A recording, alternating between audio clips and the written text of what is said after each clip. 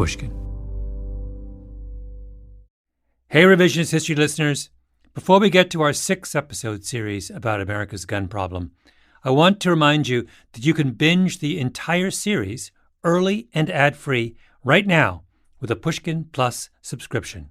And that same subscription gets you exclusive access so you can binge listen to Happiness Lab, our hit podcast, The Dream, and all 12 episodes of Paul McCartney's new podcast, McCartney, A Life in Lyrics. That's just the September lineup.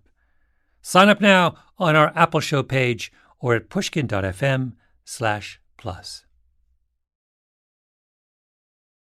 In June of 2022, just after Memorial Day, President Biden gave the first major gun control speech of his presidency. He had just come back from Uvalde, Texas, where 21 people had been killed by a mass shooter. And 12 days before that, he'd gone to Buffalo, New York, where a gunman had murdered 10 people in a grocery store. At both places, we spent hours with hundreds of family members who were broken, whose lives will never be the same. They had one message for all of us: do something. Just do something. For God's sake, do something. I know that we can't prevent every tragedy, but here's what I believe we have to do. Here's what the overwhelming majority of American people believe we must do. Here's what the families in Buffalo and Uvalde in Texas told us we must do. We need to ban assault weapons and high-capacity magazines. President Obama made the same plea. Here he is talking about the 2012 shooting in Aurora, Colorado, where a gunman with an assault rifle killed 12 people and wounded another 58. Weapons designed for the theater of war have no place in a movie theater. A majority of Americans agree with us on this. And by the way, so did Ronald Reagan, one of the staunchest defenders of the Second Amendment, who wrote to Congress in 1994 urging them, this is Ronald Reagan speaking, urging them to listen to the American public and to the law enforcement community and support a ban on the further manufacture of military-style assault weapons. Not to mention Bill Clinton. Bill Clinton went on about assault rifles so much he got sick of it. But I'm telling you, it's amazing to me that we even have to have this debate. I mean, how long are we going to let this go on? And then Clinton concluded with something close to despair. I'm sorry to be so frustrated, but sometimes it seems that the president's job ought to be dealing with things that are not obvious. For the past 30 years, banning assault weapons has been the rallying cry of the gun control movement. Every time a mass shooter attacks somewhere in the United States, dressed in full army camo, with a full-on military assault weapon slung over their shoulder, the issue comes up again. And next week or next month, when another mass shooter strikes, you will hear this speech again. A few years ago, the family of the inventor of the AR-15 said he would have been horrified to know that its design was being used to slaughter children and other innocent lives instead of being used as a military weapon on the battlefields, as it was designed. That's what it was designed for. Enough. Enough. My name is Malcolm Gladwell. You're listening to Revisionist History, my podcast about things overlooked and misunderstood. This episode is about assault rifles, the most hated gun in America. Because midway through this miniseries on gun violence, I realized that I didn't understand why this gun, out of all the guns in America, was the weapon that so many people wanted to ban. There are 100 proposals out there for confronting gun violence. Should this one be at the top of the list? So I looked for someone who could give me an assault rifle tutorial. And I chose as my teacher Greg Wallace. Gun enthusiast, competitive shooter, college professor, hockey fan, big friendly guy with gray hair. Author of a number of scholarly law review articles on assault weapons and their implications. And, I should point out, one of the leaders of the other side of the assault weapons battle, which is what I wanted. Someone who would tell me things I didn't know, and given all my predictable liberal biases, maybe things I might not want to know. Greg Wallace and I didn't talk politics, or the Second Amendment, or the NRA. We just talked guns.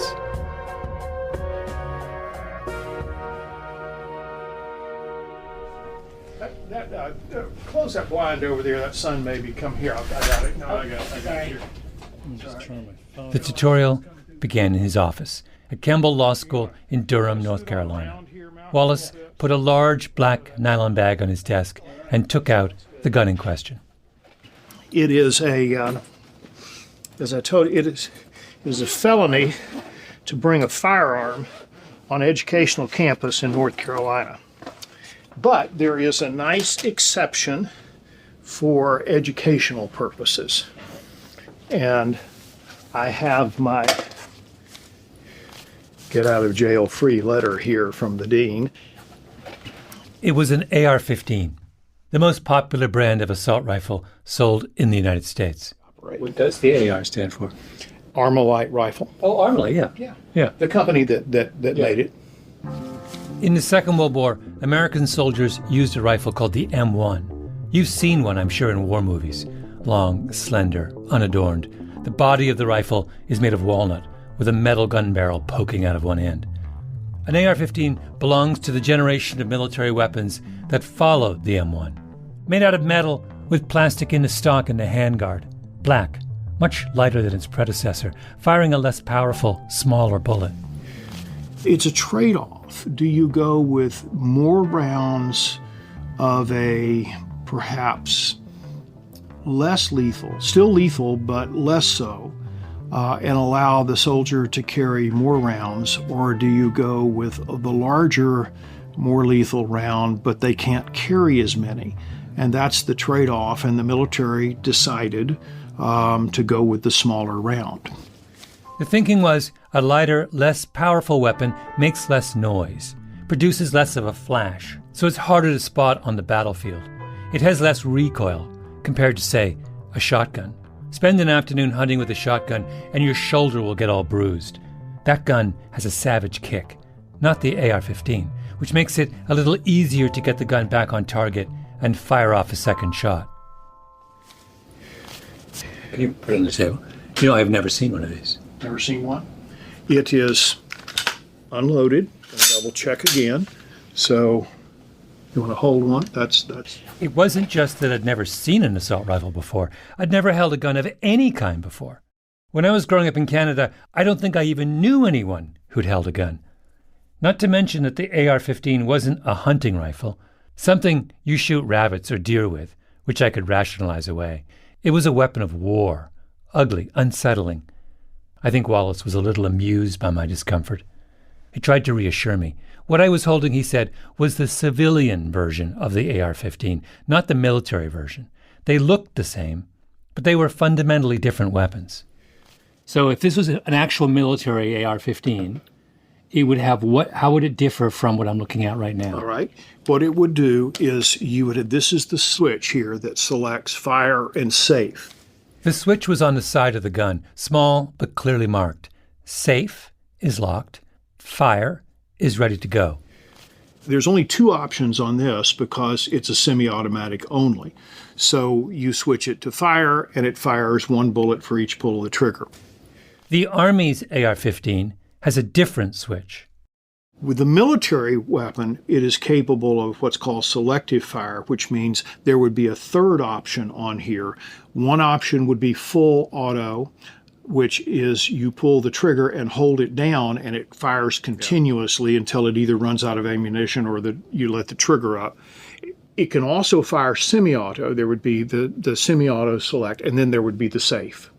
So that's the principal difference. Yes. The material difference between the two is that one is a machine gun and the other is not.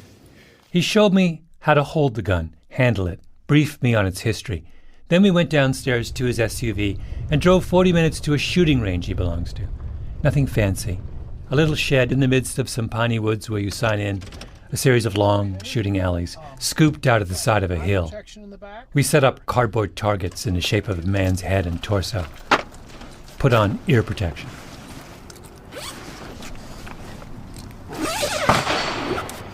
All right, we're going to start off with this one right here. This is it's a custom-built AR-15. It has the adjustable stock. It has a 14.5-inch barrel, but with this right here, this muzzle device is pinned and welded on it, so the barrel is 16 inches long. If it's not 16 inches long, if it's shorter than that, it's called a short barrel rifle, and you have to register it with the ATF and pay a $200 tax stamp, okay? This is legal, I mean, obviously. All right, you want to shoot it? Yeah. Okay, all right. Let's get you comfortable on this here. So, see if that works. Now, what you need to do is to hold it up here, okay? All right, and then you need to lean your head over a little bit where you can see with you keep looking with your right eye. You want to see that, you want to find the red dot in there. Oh, I see the red dot. You see it? Yep. This time you want to come out here and take this one up and hold it right here. Okay, put your finger up on the side. There we go. Now I want you to bring your left foot forward. Get in that kind of boxing stance. There you go. There you go. All right, bend forward just a little bit. All right. Now I'm going to take it off of safety. Now once you touch that trigger, once the safety goes off, it will fire. Okay. All right. So aim it.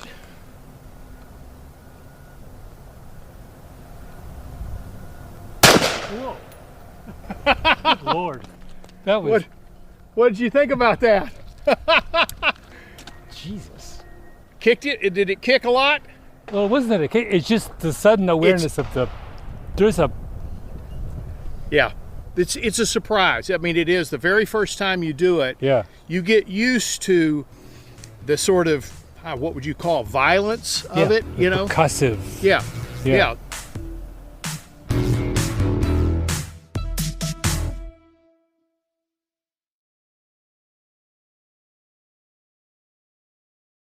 My first question for Wallace was, what makes an assault rifle an assault rifle? What was it that I was holding? When I fired it, it sounded like I imagined a gun would sound like, and felt just like I had imagined a gun would feel like. So what made this gun different from other guns? I thought there would be an easy answer. It turns out there wasn't. One of the things about the AR-15 is some people have called it the Lego of modern rifles, because you can put a lot of different things on it. Yes. So this has got a scope on it rather than just the red dot sight there. It's got a scope, 1 to 10 scope. It also has this red dot here that I can flip it to the side and aim it if I'm going from scope to red dot like that. It has a flashlight on it. And it has a little hand stop here, a little grip stuff. What he meant by that phrase, the Lego of modern rifles, was that the AR-15 was endlessly configurable. It's not like a Smith & Wesson 6-shooter from the 19th century, or a colonial musket, or even the shotgun that your parents might have had. We all have a picture in our mind of what those guns look like. But an AR-15 is more like a firearm platform than a specific kind of gun. Its most distinctive feature, which you can always use to spot an assault rifle, is a tube that runs along the top of the gun barrel. It's an ingenious system that redirects gases expelled from the bullet leaving the gun to reload the next bullet in the chamber. But that platform supports a virtually infinite number of add-ons and upgrades. You can replace the gun sight, in gun jargon the optic, to let you see the target better. Replace the trigger with something that feels more comfortable. Upgrade what's called the bolt carrier, the guts of the rifle, to reduce the chance of jamming. Put a muzzle flash hider on it so the gun doesn't light up when it fires. A suppressor to reduce sound and dust. Assault rifles can have what's called a pistol grip. When you pull the trigger, the balance of your fingers rest on the same kind of handle you would typically see on a handgun. There's also something called a forward grip, dropping down from the barrel of the gun where you put your non-shooting hand. You can, if you want, keep both, have just one, or have none at all. The part of the gun, the stock, that rests against your shoulder can be adjustable so you can fit the gun to your own dimensions, on and on and on. So when you ban an assault rifle, what's being banned? The assumption of most people, I think, is that the gun control movement intends to ban the platform. But they don't. No one's looking to ban the distinctive gas tube reloading system, or, more ambitiously, the category of light, easy-to-carry and handle semi-automatic rifles. What is called an assault rifle ban is simply an attempt to specify which Lego pieces you are and are not allowed to add to the platform. Even the federal ban on assault rifles, in place from 1994 to 2004, was just a ban on some of the add-ons. In that law, Congress made a short list of the most problematic modifications to the rifle platform and said you could only have one of them. The Senate bill introduced after Biden's speech makes a slightly longer list of problematic modifications and says you can't use any of them. Now, do the Lego pieces on those lists actually make the gun more dangerous? Not really. More comfortable, maybe, or easier to clean and handle. But 99% of the lethality of an assault rifle is in the platform. When we were at the range, for example, Wallace went on at some length about another of the modifications that comes up in assault weapons discussions: magazine size. Magazines are the rectangular metal boxes that hold ammunition. In keeping with its status as the Lego of rifles, you can go on the internet and buy any number of replacement magazines for your gun that hold 30 rounds or even 50 rounds.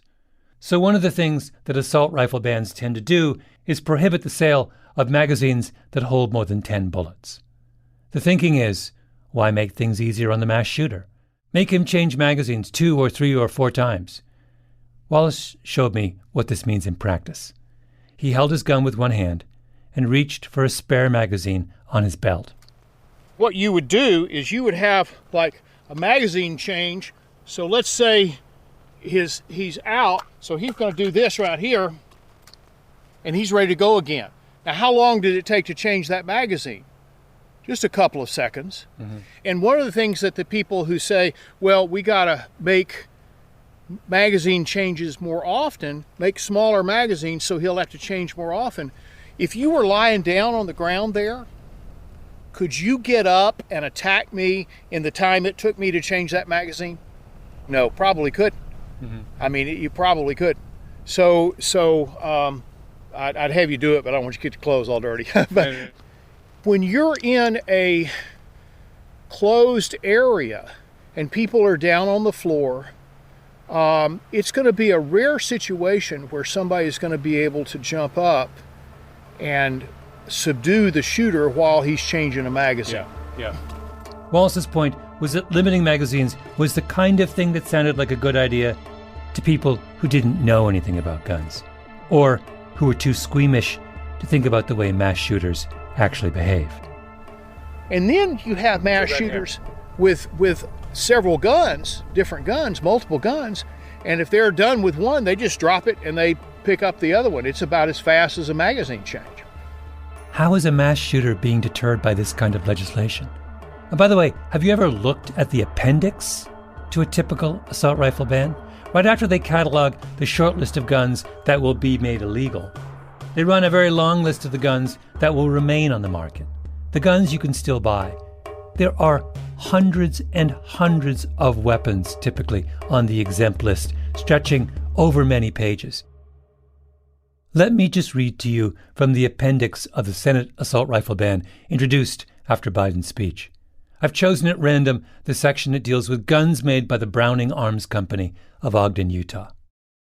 Browning BAR Mark II Safari Magnum Rifle, Browning BAR Mark II Safari Semi-Auto Rifle, Browning BAR Stalker Rifle, Browning High Power Rifle, Browning Long Track Rifle, Browning Short Track Rifle.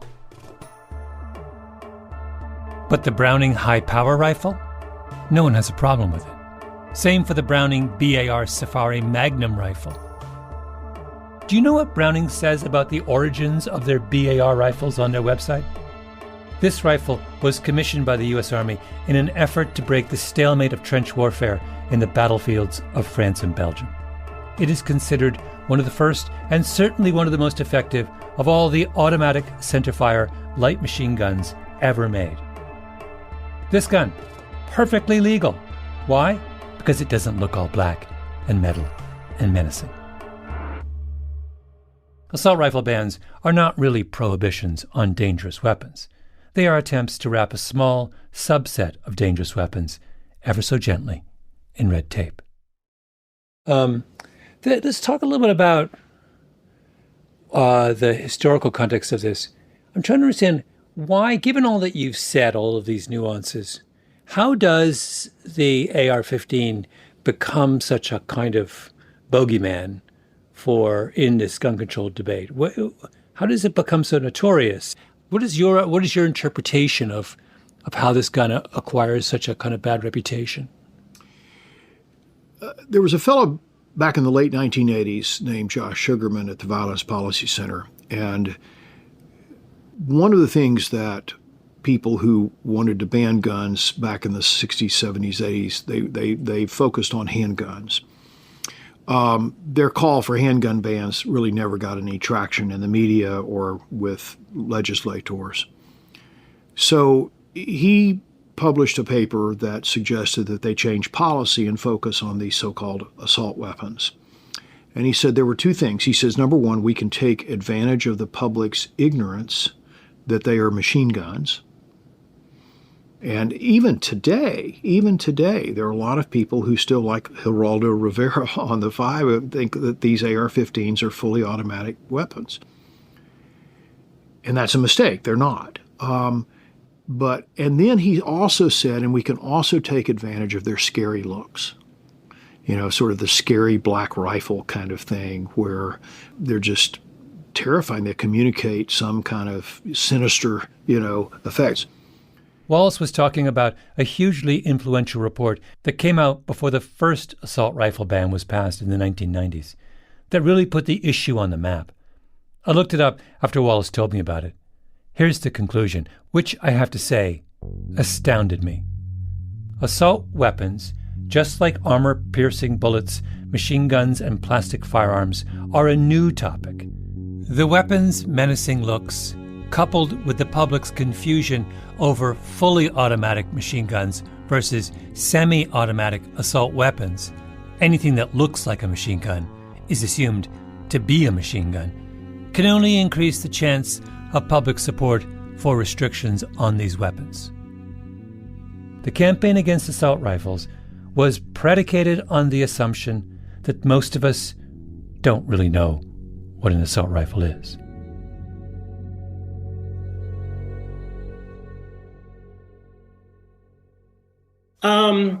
In 1988, as a result of an increase that we'd seen in incidents involving assault weapons, I wrote a study called Assault Weapons and Accessories in America that laid out the fact that we were seeing this new trend as far as weapons being designed and marketed by the firearms industry, and really warned that this was a dangerous new shift that we were seeing. Josh Sugarman, Executive Director of the Violence Policy Institute. And were you one of the first voices to kind of point out the rise of assault weapons as a problem? Yes, I was one of the first voices to focus on assault weapons. It really was because of historically, the Violence Policy Center has tracked the gun industry, tracked their trends, tracked what they're marketing, what they're developing. I called Sugarman up right after I got back from North Carolina. His group has been at the forefront of the assault rifle ban movement since the 1990s. Strategy, research, the thinking behind legislation. A few years ago, for example, his outfit published Bullet Hoses, Semi-Automatic Assault Weapons, What Are They? What's So Bad About Them? The first chapter is a short 10-point executive summary of the group's position. And let me read to you the first 4 points. 1. Semi-automatic assault weapons are civilian versions of military assault weapons. There are virtually no significant differences between them. 2. Military assault weapons are machine guns. 3. Civilian assault weapons are not machine guns. They are semi-automatic weapons. Okay, then comes the crucial point. 4. However, this is a distinction without a difference in terms of killing power. Civilian semi-automatic assault weapons incorporate all the functional design features that make assault weapons so deadly. They are arguably more deadly than military versions because most experts agree that semi-automatic fire is more accurate and thus more lethal than automatic fire. According to one of the leading gun control advocates in the country, the assault weapons the military uses and the ones legal for civilian use are essentially identical in their killing power. Now, I had actually asked Wallace about this when we were at the range. Could he do a simple demonstration for me? How fast could he fire his semi-automatic assault rifle, the AR-15?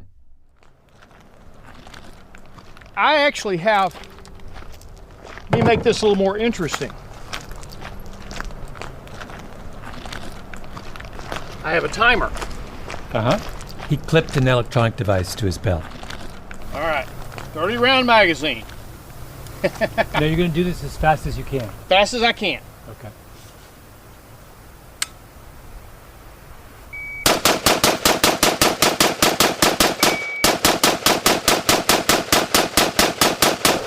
That was 30? That was 30. Wow. 6.5 seconds. An assault rifle can fire a lot of bullets in a very short time. Then he picked up a semi-automatic handgun from his gun bag and repeated the exercise. Held the gun out with two hands, aimed at the target, fired off 10 shots as fast as he could.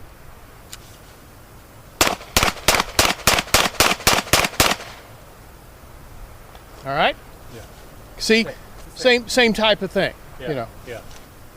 He was faster with the assault rifle, but only by a tick. Someone with a civilian semi-automatic assault rifle can't really fire any faster than someone with a handgun, which makes sense. They work with the same principle. One bullet per pull of the trigger. But how would that compare to a military rifle in full machine gun mode? Remember, Sugarman's group said that when it comes to killing power, the semi-automatic automatic divide was a distinction without a difference. Wallace said that if he were holding a military assault rifle, he could have fired close to 100 bullets in that same 6.5 second window. And that's so you're saying that a machine gun, automatic weapon, in that same period of time could have fired an additional 70 rounds. Yeah. Yeah, well, the rate of fire for a fully automatic weapon is about 30 rounds in 2 seconds. That's a big difference. It is a big difference. Why are gun control advocates trying to pretend that these two weapons are the same? How is being able to fire 70 extra rounds in 6 seconds a distinction without a difference? Yeah. Then you have a series of points that are all about spray firing. Talk about spray firing. What do you mean by spray firing? Back to bullet hoses and to Josh Sugarman. Spray firing means laying down an indiscriminate field of fire using the capacity and firepower of the weapon. Instead of targeting an individual, you can target an area for your offensive use of the weapon. Okay. Is spray firing associated with semi-automatic or automatic weapons? Spray firing, which is I would not say it's a technical term, but the term is used to deal with or refer to full auto weapons. So why is it relevant here in a discussion of civilian? Because you're spraying an area with rounds. But wait, I thought this was a discussion of the assault weapons that are available for civilian purchase, which are semi-automatic. So why do you have 3 points about spray firing when it's not relevant to civilian assault weapons? I think you're kind of misreading it, to be honest with you. There are 3 points that we have that define sort of I'm going to quote you. Hold on. Civilian assault weapons keep the specific functional design features that make this deadly spray firing easy. Doesn't that say that civilian assault weapons are capable of spray firing? But yes, you just said they're not. But you just said they're not. Well, I guess you've caught me in a lack of technical. Wait, Josh, you're the one. You're trying to educate the public about assault weapons, and you've just told me that I've caught you on what is a really crucial point. I was actually being sarcastic. Oh, I missed that. I'm sorry, I missed the sarcasm. I apologize, but at this point, things were getting a little testy, because Sugarman refused to own up to the game he's playing.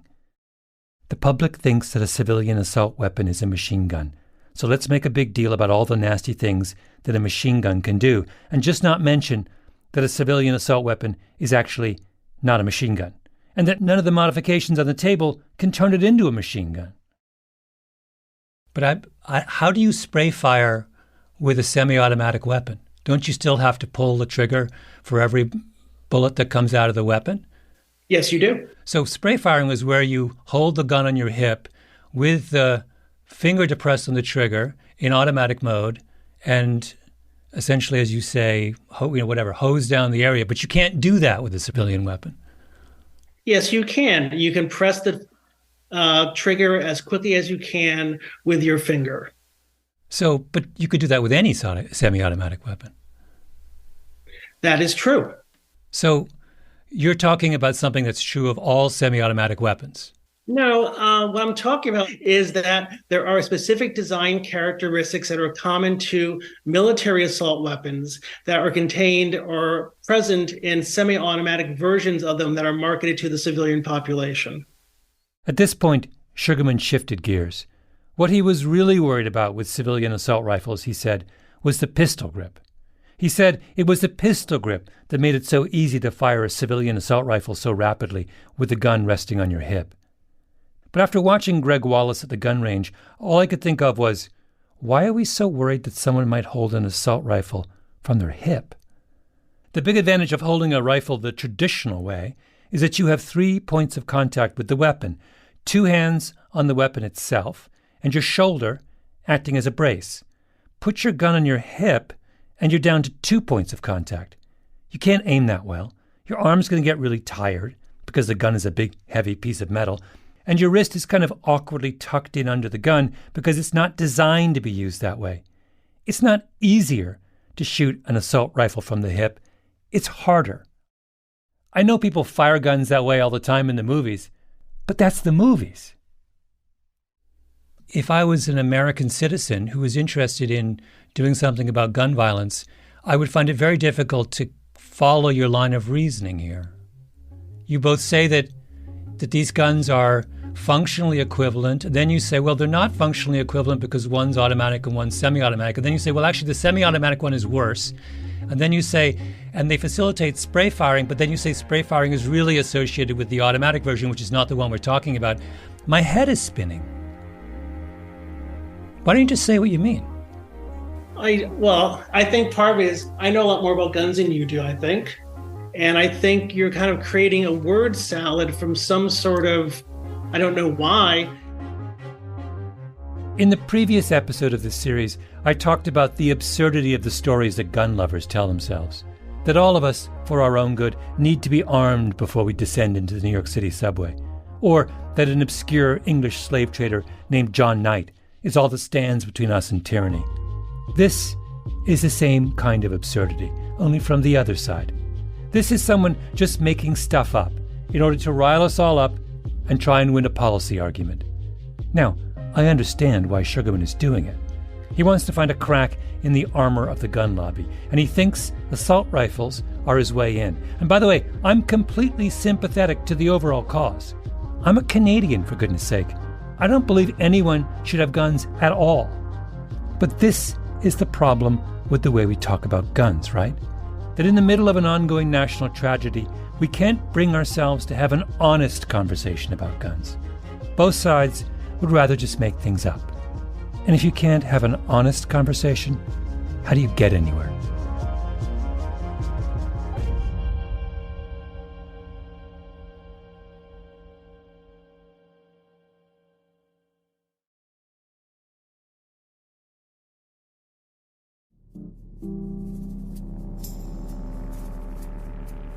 A few years ago, a group of 10 trauma surgeons, ER docs, and pathologists sat down and read through 232 autopsy reports from 23 different American mass shootings.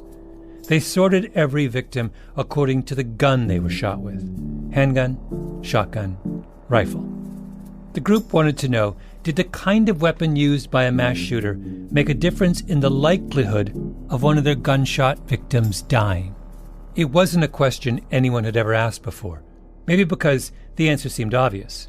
Rifles fire bigger bullets at greater velocity than handguns. They're going to be the biggest killers. The leader of the study was the chief of the trauma center at George Washington University Hospital in Washington, D.C., Babak Soorani. I thought when we were going to do the study, I was like, this is a slam dunk. Clearly, the rifle is the most lethal of them all, and that did not bear out. The assault rifle is not the most lethal weapon in mass shootings. Soorani's group found that more people were shot by rifles than handguns, but those differences did not translate into a higher percentage of people killed. The people most likely to die were the ones hit by handguns. The handgun was the most lethal weapon because the person was far more likely to be shot multiple times if the assailant had a handgun as compared to a rifle. In addition, the victim was far more likely to be shot in the torso or the head if the person had a handgun than a rifle. And the reason is, I can get closer to you. So without you knowing it, by the time I'm on top of you with a handgun, high-capacity magazine, and multiple clips, I can expend a significant number of rounds. And because I'm close to you, my accuracy is going up. And so I can hit you multiple times in the chest, belly, possibly the head, and you're going to die. Whereas with a rifle, in general, you'll see me coming. You may be able to run away. That's one. Number two, when I hit you with a rifle, the velocity is so high, there's a good likelihood you're going to hit the ground. You're going to fall. And that means my accuracy just dropped for the second hit. And so people were less likely to be injured multiple times with a rifle than they were with a handgun. President Biden goes to the site of 2 tragic mass shootings, and he is told, for God's sake, do something. But what he proposes to do is the same thing that presidents before him proposed to do: a law that will make no difference at all. What's the point of that? Americans are killing each other and themselves by the thousands, and the people who claim to be most outraged by this fact spend their time debating whether a rifle stock should or should not be adjustable, all the while pretending that they are fighting the good fight. They aren't. They're wasting our time. If I can get close enough to you, there's absolutely no doubt, none, that a rifle is far more lethal a weapon than a handgun. Just the practicalities of getting close enough to you to shoot you multiple times kind of intervene. Yeah. And so one of the points we raised in the paper was, we don't think there should be separate laws for rifles than there should be for handguns. We think there should be just common laws that apply to both types of weapons. There shouldn't be separate laws for rifles than for handguns. If we want to have an honest conversation about guns, that sentence is a good place to start. At the end of the day, a gun is designed and a bullet is designed to kill something. Whether it's an animal for sports, whether it's a person for homicide, whatever. The weapon's intention is to kill somebody. And they do what they're designed to do. A gun is a gun is a gun. The rest is just foolishness.